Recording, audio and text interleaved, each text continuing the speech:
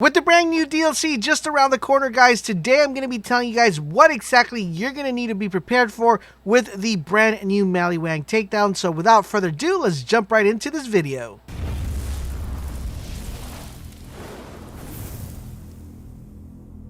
This is LaserBolt and welcome to today's video, guys. Today we're going to be taking a look at what you need to prepare for with the brand new MALIWAN Takedown comes out.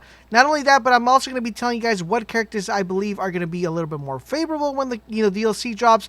I'll also be explaining what you should be farming for, how to practice, and how to make sure that you and your team are ready for the brand new raid.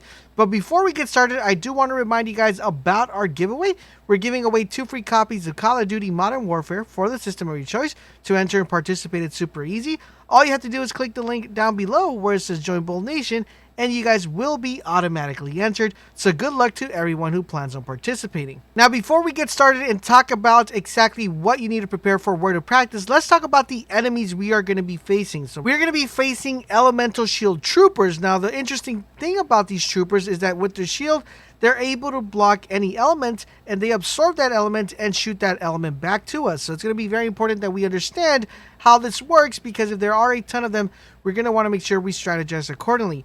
Next up, we're also going to be facing big rigs, stealth troopers, which are pretty much troopers that go stealth, and you're still they're cloaked like. You're still able to see them, but they're, they go invisible basically. Then we have a shielded big rig, which is a big rig with a shield.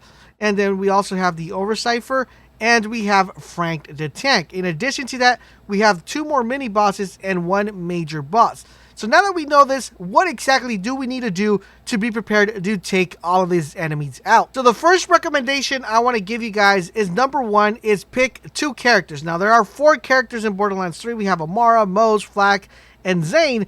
I want you guys to pick 2 characters that you feel that you have the best build for, and that you feel are going to give you more survivability and just make you an overall better character. The reason why I want to select you guys to pick 2, not 4, is because you want to focus on 2. Once you clear it the first time, it's going to become a lot easier, and then you'll be able to clear it out with the other 2, but you want to make sure you have 2 at least. Now, why do you want to pick 2 instead of 1? The reason why you want to pick 2 instead of 1 is because since this is a 4-player co-op mission, there's going to be a time where multiple people are going to be running the same characters, and that's not going to provide that much synergy.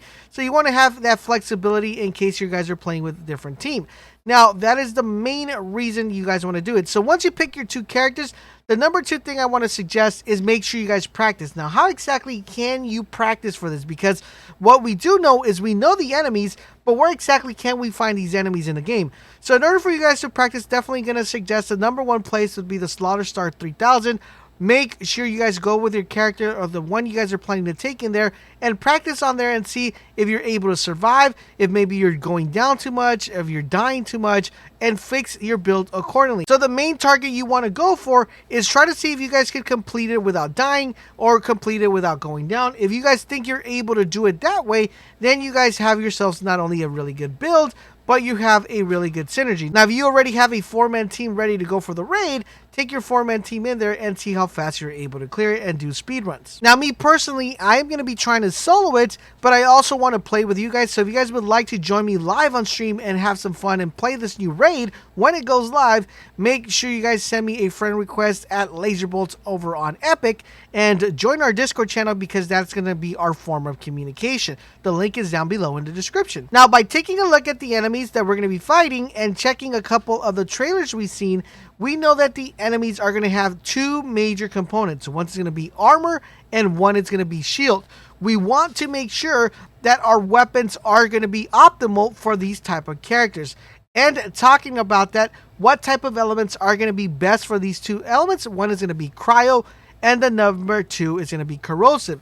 Both of these are going to be playing a fundamental part in you being able to take them out really fast. So make sure that you target weapons that have cryo and have corrosive. In addition to that, I want to recommend having a really powerful weapon that has non-elemental damage. We don't know how many elemental shield troopers are going to be running around, so we want to make sure we have a weapon to deal with them and not have to deal with the fact that they're going to be shooting our elemental back at us. Now that we got that out of the way, I'm going to talk about stuff you should be farming for right now. So we already picked our characters. We know who we're running with. We want to make sure we optimize our build. So the first thing I want to recommend is focusing on anointment perks for weapons and also armor. The reason why is because you want to have this at your disposal in case you need to switch things around. So I'm going to suggest 2 universal anointments that are going to be very beneficial for your gear.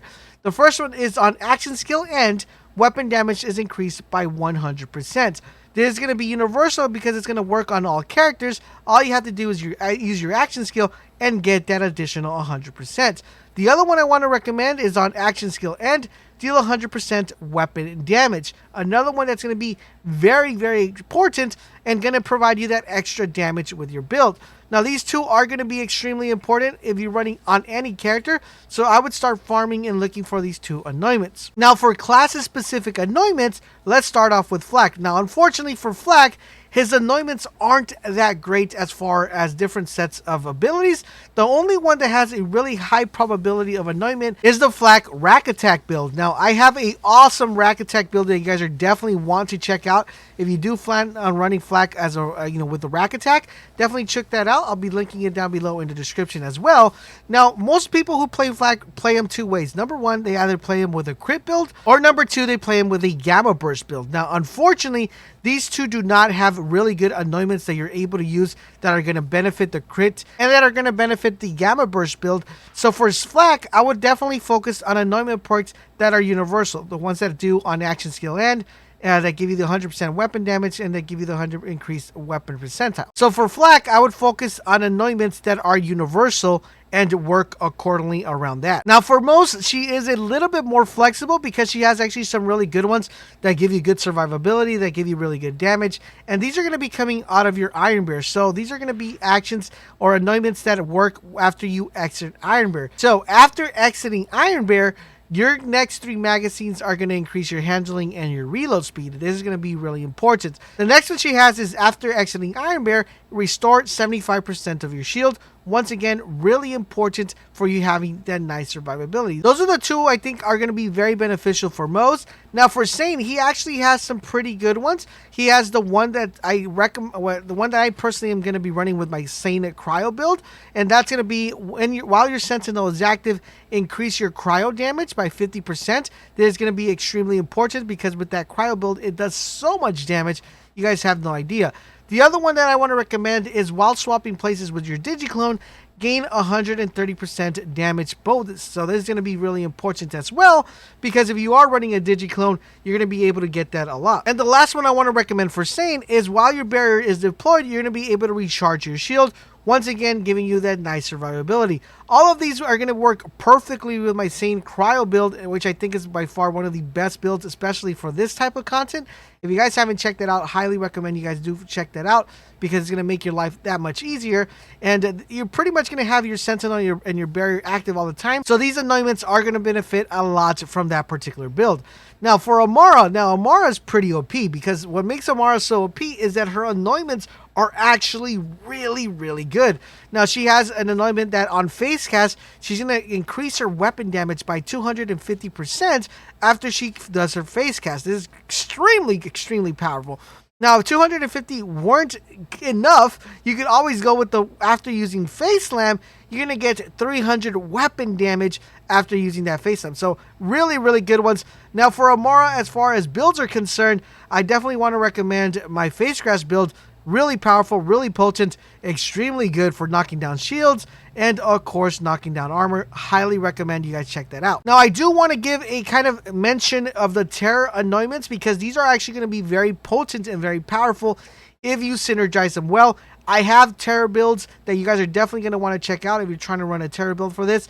So the first anointment that I want to recommend for Terror build is on action skill and apply Terror for yourself for 18 seconds. This is going to allow you to apply Terror even after the event is over, and you're going to be able to tap into this perk. So what makes this really good is the fact that you don't have to use a weapon to apply the Terror to yourself. You're just going to have it every single time pretty much every time you use your action skill. So this would work really good for Flak, because you're able to get a lot of Terror perks from here that you might not be getting from your current build. The other one I want to recommend is while you're terrified, your crit bonus damage is going to get increased. Once again, another really good one for Flak as well. There's also another one that while you have Terror, you're going to shoot an extra projectile. You also have the one while you're Terror, you're going to be able to regenerate your ammo. And while terrified, you're going to be able to regenerate your health. And you also have the one, while you're terrified, you're able to reduce damage by a small amount. These are all the really good terror ones. Now, synergizing them all pretty well with specific builds is going to be key and fundamental. So I highly recommend you guys check out my terror build videos so you guys can figure out which build you want to go with. But after knowing that the DLC is so close, I am extremely excited, guys, for this DLC. I am going to be live streaming it, so hopefully I'm able to play with a couple of you guys, whether you guys want help with the raid or overall just the DLC in alone. And we are going to have a ton of builds up in the channel, so you guys are definitely going to want to make sure you subscribe to the channel and get those notifications turned on. Thank you guys for watching, and I will